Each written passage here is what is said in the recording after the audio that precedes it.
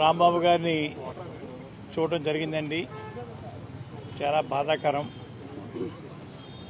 ఈ రకమైన దాడి బహుశా నా 40 సంవత్సరాల రాజకీయ జీవితంలో చూడలేదండి.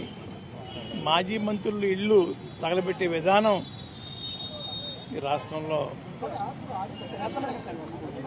ప్రవేశపెట్టినందుకు చాలా బాధగా ఉందండి. ఇది మంచి సాంప్రదాయం కాదు.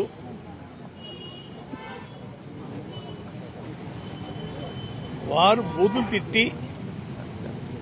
తిట్టే విధానం రాజకీయాల్లో ఎప్పుడు చూడలేదు.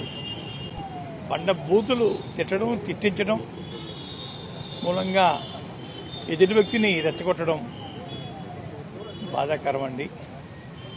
ఇప్పటికైనా చంద్రబాబు నాయుడు గారు ఆ కల్తీ నెయ్యి విషయంలో